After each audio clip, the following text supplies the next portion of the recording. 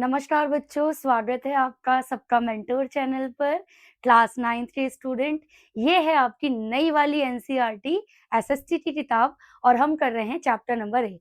इससे पहले मैं आपको चैप्टर नंबर 1 to 7 तक करा चुकी हूँ।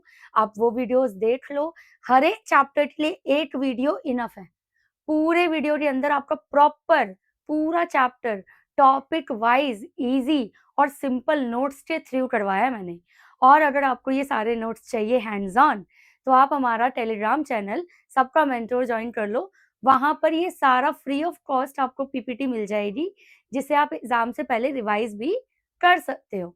तो अब स्टार्ट करेंगे चैप्टर 8 और जो कि हमारा इकोनॉमिक्स का चैप्टर है और इसका नाम है बिल्डिंग ब्लॉक्स इन इकोनॉमी, जिसमें हम देखेंगे कि हमारी जो इकोनॉमी है उसके बेसिक प्रॉब्लम्स क्या हैं और उसे सॉल्यूट कैसे करना है। ठीक है, चैप्टर बड़ा इंटरेस्टिंग है। एक तरीके से आप कह सकते हो कि ये चैप्टर इकोनॉमिक्स का बेस है, बेस। ठीक है, और हिंदी मीडियम वाले बच्चे बिल्कुल टेंशन ना लें। जैसे ही ये वाला सिलेबस यहाँ पे फिनिश होगा इंग्लिश में, फटाफट से हिंदी मीडियम की वीडियोस आपके लिए डाली जाएंगी। अब यहाँ पर सबसे पहले जो जरूरी है, मैंने कहा ना कि ये इकोनॉमिक्स का बेस है, बेस। इकोनॉमिक्स का पहला चैप्टर है। इसके बाद जो चैप्टर 9 है ना बेटा, वो भी इकोनॉमिक्स है। तो सबसे पहले तो हम ये समझ लेना कि इकोनॉमिक्स होती क्या है। इससे पहले आपने हिस्ट्री सुना, ज्योग्राफी सुना, पॉलिटिकल साइंस सुना, बट व्हाट इज इकोनॉमिक्स? ये this is also the part of social science. ये भी सोशल साइंस का एक इम्पॉर्टेंट पार्ट है। वो अलग बात है, क्लास 8 तक इकोनॉमिक्स नहीं पढ़ाई जाती, सिर्फ हिस्ट्री, फिजिक्स मतलब पॉलिटिकल साइंस, सिविक्स हो गया आपका, और ज्योग्राफी, यही पढ़ाया जाता है।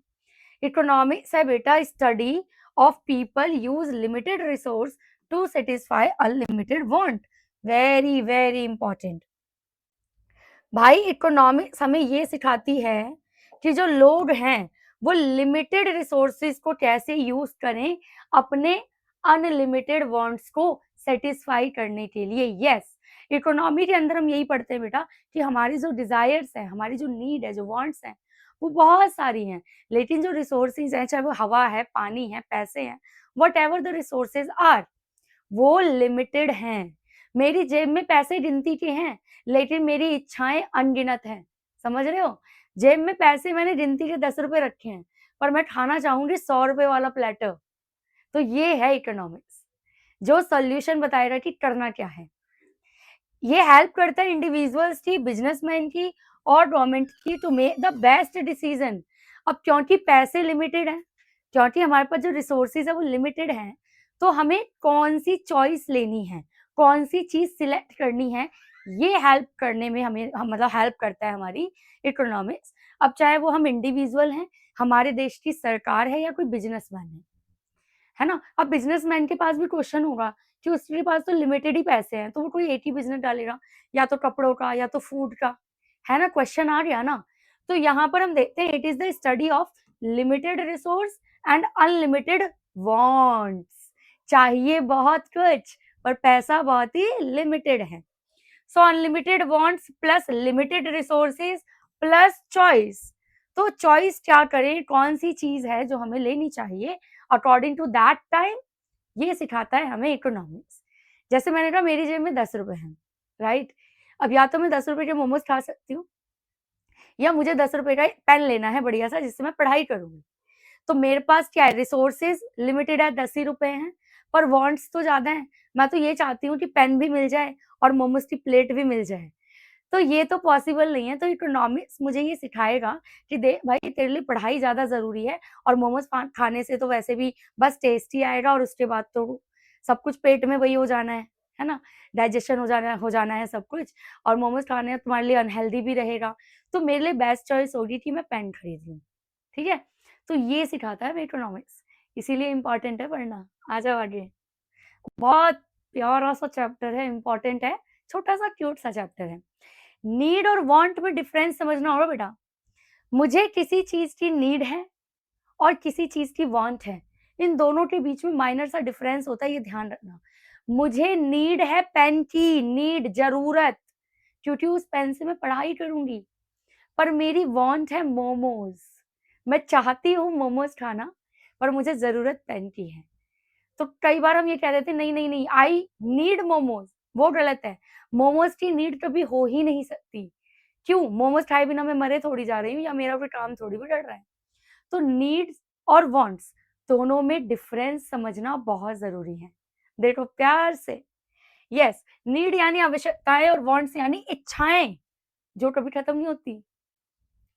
थिंक नेसेसरी फॉर सर्वाइवल, जो हमारी जिंदगी के लिए, जिंदा रहने के लिए नेसेसरी है, यानी कि जरूरी है, वो होती है नीड। जैसे कि food, water, cloth, house, education, medicine etcetera. These are the needful things to our life. Okay, लेकिन जब मैं वांट्स की बात करती हूँ, इच्छाओं की बात करती हूँ, तो I need mobile, I want car, I want branded cloth, jewelleries, vacation पे घूमने जाना है, ये सब वांट है। और ये है नीड। नीड मोस्ट इंपॉर्टेंट होती है, मस्ट है, इसके बिना काम नहीं चलेगा, इसके बिना काम चल सकता है। बट हमारे पास अगर लिमिटेड रिसोर्स है तो बेटा हमें नीड की तरफ पहले जाना है, वांट्स की तरफ बाद में। ये याद रखना। डिफरेंस देख लो नीड और नीड और वांट्स के बीच में। नीड जो है वो नेसेसरी है, जबकि वांट्स जो है वो नेसेसरी नहीं है। नीड जो है वो लिमिटेड होती है कि इतनी चीजों की नीड है, पर जो वांट्स है वो अनलिमिटेड है। ये ज्वेलरी, वो कार, ये हेलीकॉप्टर, प्राइवेट जेट, अपना हाउस, अपना आइलैंड, अपनी दुनिया, खत्म ही नहीं हो रही इच्छाएं। इच्छाओं का कोई अंत नहीं है, किसी महान पुरुष ने कहा था, लेकिन नीड्स का अंत है। तो जब भी चॉइस की बात होगी, पहले नीड की तरफ जाना है, फिर वांट्स की तरफ जाना है। और जो हमारी नीड होती है वो मस्ट बी फुलफिल्ड, पूरी होनी ही चाहिए, जबकि वांट्स जो है वो कैन बी पोस्टपोन, वो। चलो हमने नीड और वांट्स तो देख लिए, अब हम देखते हैं रिसोर्सेज क्या है, क्योंकि हमें चॉइस तो रिसोर्सेज की करनी है। तो बेटा resources are the things used to produce good and services. Resources ऐसी चीजें होती है जिनका इस्तेमाल हम करते हैं नई चीजों को बनाने के लिए या सर्विसेज को बनाने के लिए। कोई भी ऐसी चीज जो हमारे लिए यूजफुल है, जिसको हम यूज कर सकते हैं, वो है रिसोर्स। चाहे वो ये पेन है, वाटर बॉटल है, ये बोर्ड है, किताबें हैं, खाना है, पानी, एवरीथिंग जो हमें जो हमारे लिए यूजफुल है, जिसको हम यूज करते हैं, वो हमारे लिए रिसोर्सेज होते हैं। टाइप्स ऑफ रिसोर्स में हम देखोगे, नंबर 1 इज नेचुरल रिसोर्स, जो हमें नेचर ने दिए हैं free of cost. Yes, things obtain from nature, जैसे land, water, forest, mineral, air, ये सारे रिसोर्सेज हमारे लिए यूजफुल है और ये हमें दिए हैं नेचर ने। So these are the natural resources. Yes, now human resources. अब ह्यूमन रिसोर्स वो होंगे, यानी कि हम जो पीपल हैं, हम खुद भी तो रिसोर्स है ना, हम भी तो किसी के काम आ सकते हैं ना। तो people who work and provide their skill, knowledge and labour. As a teacher मैं आपको टीच कर रही हूँ, तो क्या मैं आपके लिए कुछ नहीं हूँ? रिसोर्स हूँ ना। कौन सा रिसोर्स, नेचुरल या human? Human resource. Okay, now the capital resource में हम देखते हैं मैनमेड गुड्स, जो चीजें हमने बनाई हैं, जैसे ये पेन, ये बोर्ड, ये भी तो हमारे लिए यूजफुल है, हम इसका यूज कर रहे हैं और ये हमने बनाया है। So these are capital resource, जैसे machine, tools, building, factory, money etcetera. इसके अलावा टेक्नोलॉजी, जो कि नॉलेज मेथड है, जो हमें नई इंफॉर्मेशन या फिर अपने नॉलेज को एडवांस करने में हेल्प करता है। तो टेक्नोलॉजी भी एक तरीके से रिसोर्स है। सो 4 तरह के रिसोर्सेज मैंने आपको बता दिए। Now the scarcity of resources क्या है?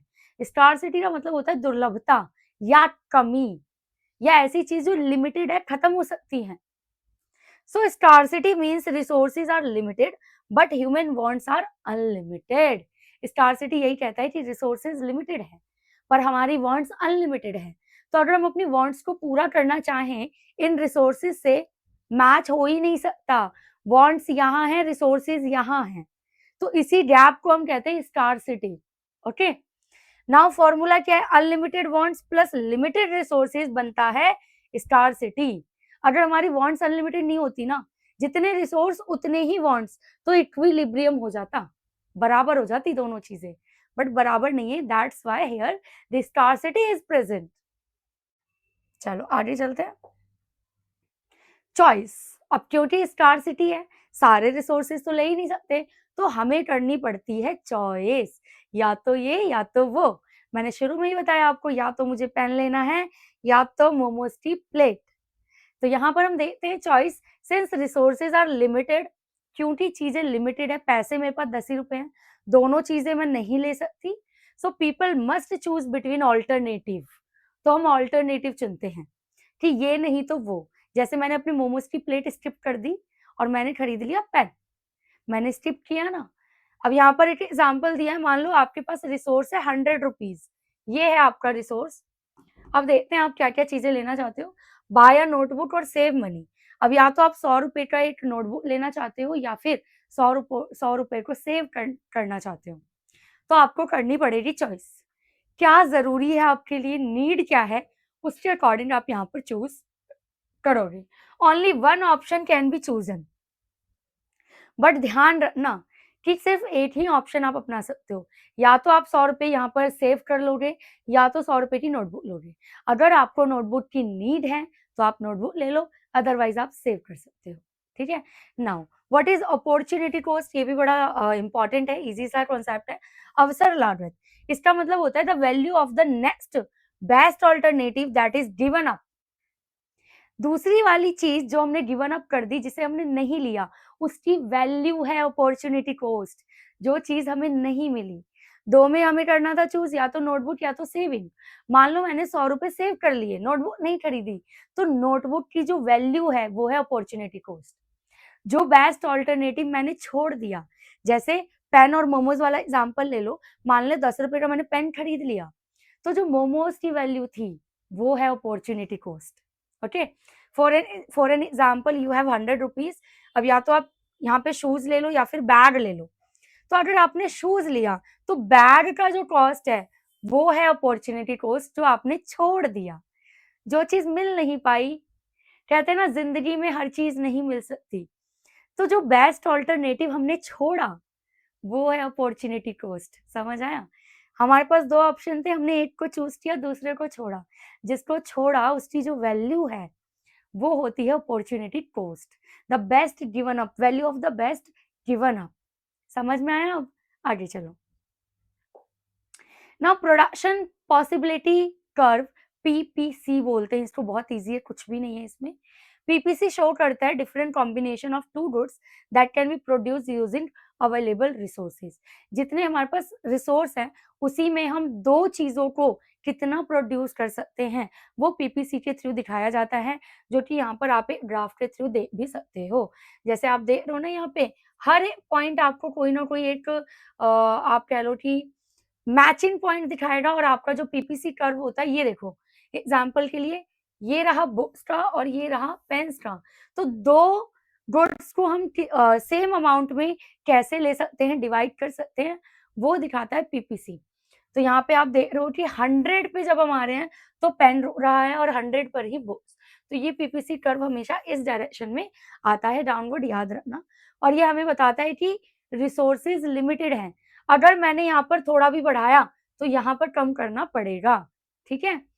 More one good means less of another, एक गुड अगर हम बढ़ाएंगे तो दूसरा गुड कम होगा। जैसे यहाँ पर देखो बी पे, मैं यहाँ पे लाइन खींचती हूँ, आप यहाँ पे देखोगे 80 प्लस आ रहा है, यानी कि जब मैं बुक्स ले रही हूँ, 80 अमाउंट ऑफ बुक्स ले रही हूँ, तो पेन मेरे पास सिर्फ 25 या 24 ही आ रहा है।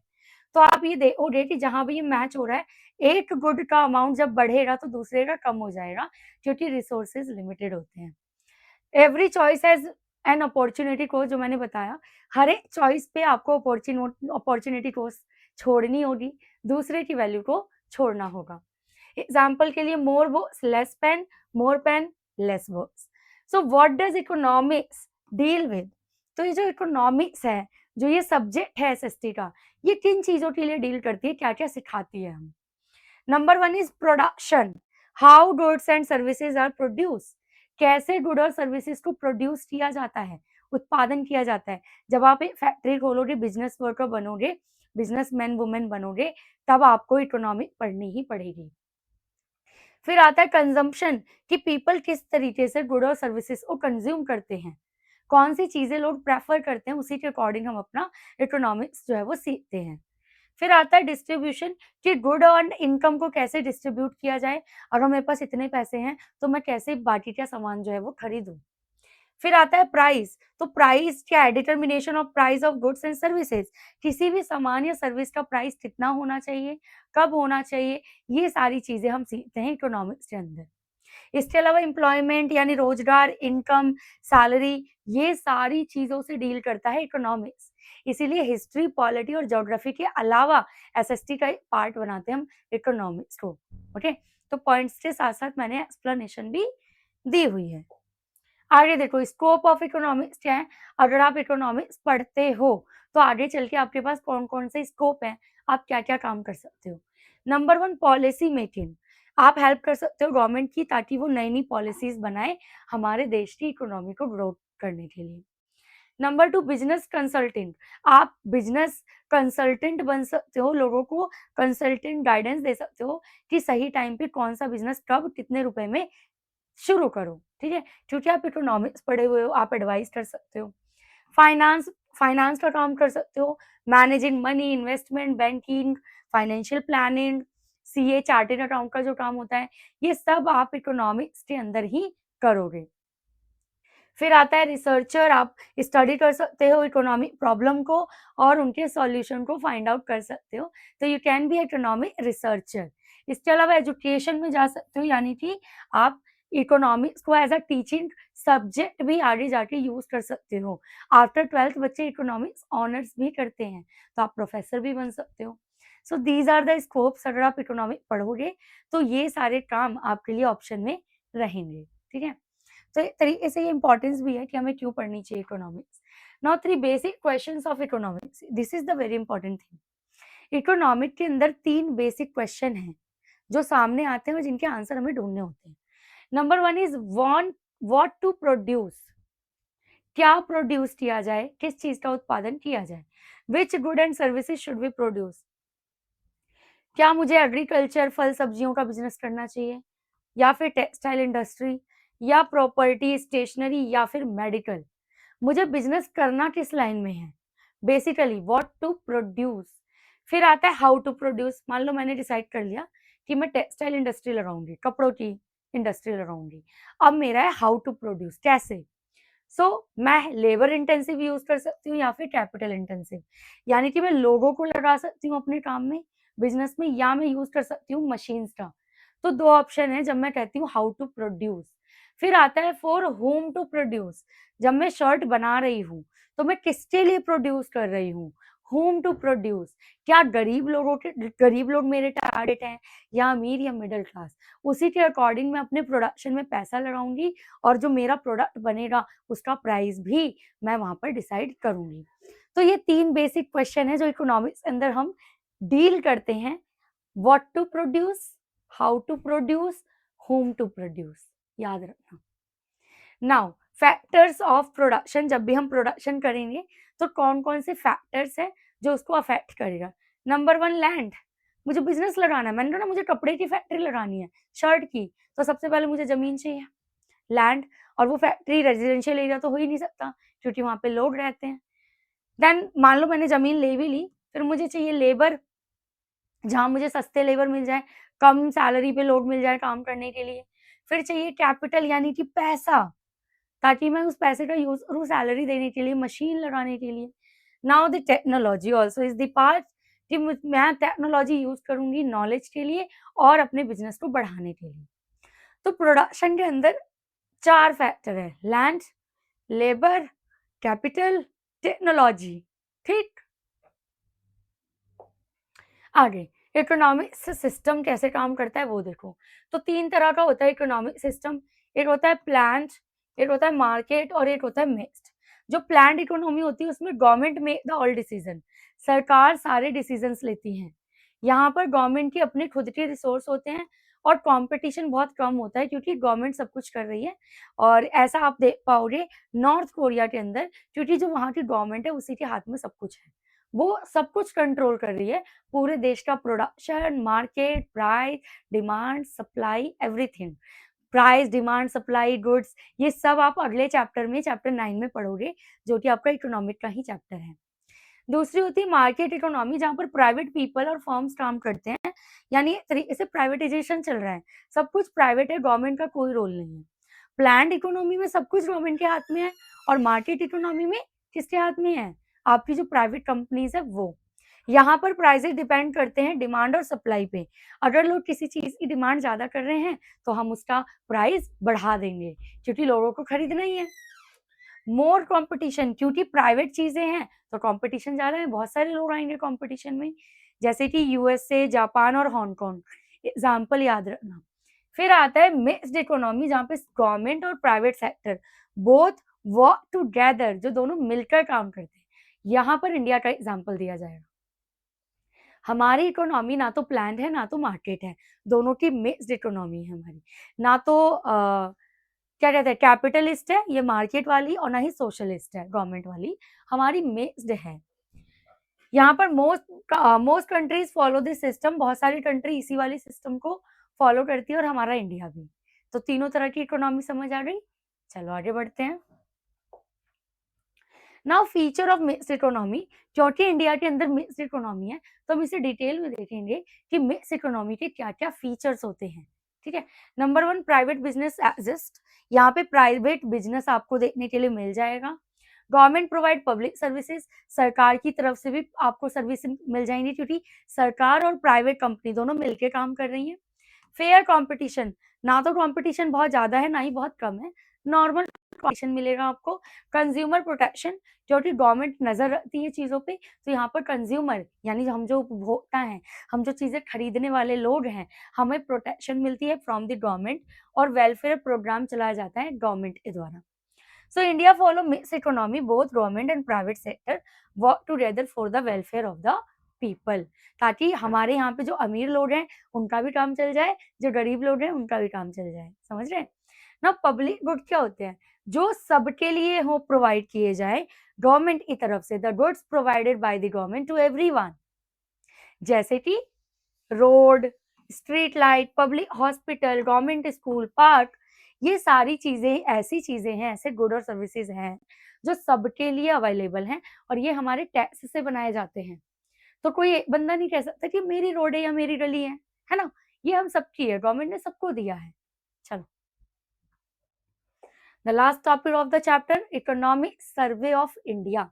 इंडिया का इकोनॉमिक सर्वे क्या कहता है, हम इकोनॉमिक्स में कहाँ आप कह सकते हो एग्जिस्ट करते हैं, वो देखो।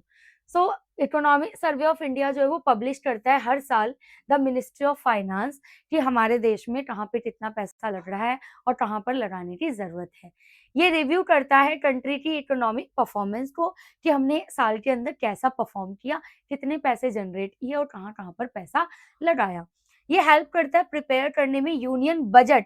जब हम नेक्स्ट बजट बनाते हैं अपने पूरे देश का, तो हमें economic survey of India help करता है, क्योंकि वो हमें बताता है कि हमने लास्ट ईयर कहाँ पे कितना पैसा लगाया और कितना बेनिफिट हुआ और कहाँ पर जरूरत है पैसा लगाने की। तो इकोनॉमिक सर्वे ऑफ इंडिया के बारे में आपको ये पता होना चाहिए, जो कि ministry of finance government of India का ही एक पार्ट है। तो यहाँ पे बेसिकली आपका जो पूरा चैप्टर है वो फिनिश होता है। आई होप कि आपको बहुत ही इजी तरीके से पूरा चैप्टर समझ में आ गया होगा। अब यहाँ पर ये आपका लास्ट लास्ट सेकंड चैप्टर है, इसके बाद एक और चैप्टर है चैप्टर 9, और आपका पूरा सिलेबस मैंने 1 से लेकर 9 तक सारे चैप्टर ऐसे ही बहुत इजी तरीके से हिस्ट्री के, ज्योग्राफी के, पॉलिटिकल साइंस के बहुत क्लियरली समझाए हैं। और अब बारी है क्विक रिवीजन की, तो मैं अब आपको कराऊंगी हर एक चैप्टर से रिलेटेड 10 सबसे ज्यादा इंपॉर्टेंट क्वेश्चंस भी और आंसर्स भी। तो हमारा जो चैनल है ना सबका मेंटोर, इसको कर लो सब्सक्राइब, क्योंकि पेपर में ये आपको बहुत ज्यादा हेल्प करेगा।